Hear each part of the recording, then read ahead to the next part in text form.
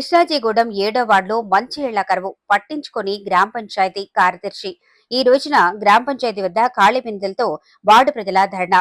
CPM party గ్రామ కార్యదర్శి pole Sampath, Ittaboina Ramesh, గద్దా కుమారులు మాట్లాడుతూ మండలంలోని కృష్ణాజీగూడెం గ్రామంలోని 7వ వార్డులో గత 3 నెలలుగా త్రాగటానికి మంచినీళ్లు రాక ఆ వార్డులోని ప్రజలు తీవ్ర ఇబ్బంది పడుతున్నారు అన్నారు. పైకి నీళ్లు రావటం లేదని కిందికి గోతులు తవ్వారు. గ్రామ పంచాయతీ కార్యదర్శికి ఎన్నిసార్లు విన్నవించినా ఫలితం లేదు. వార్డులోని ప్రజలు ఈ రోజున ఉదయం ఖాళీ బిందెలతో గ్రామ పంచాయతీ ముందు ధర్నా కార్యక్రమం చేపట్టారన్నారు.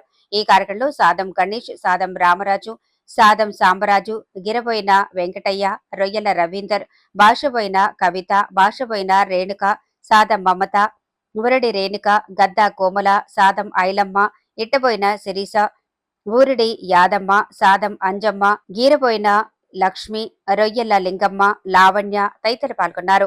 3 నెలలైతే నీళ్లు రాక కారోబార్ చేసినాం, కార్యదర్శి చేసినాం, ఎవరు చేసుకున్న స్పందన లేదు.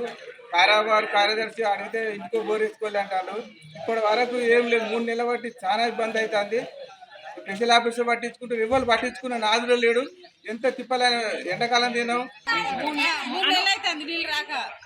నీళ్ళ పంట తిరుగుతాంటే ఎవరు తెచ్చుకొని ఇస్తలేరు. మరి కార్యదర్శికి ఫోన్ చేసినా, కారోబార్కి ఫోన్ చేసినా వాళ్ళు లావడుతూనే లేరు. మాకు ఏం చెప్తలేరు.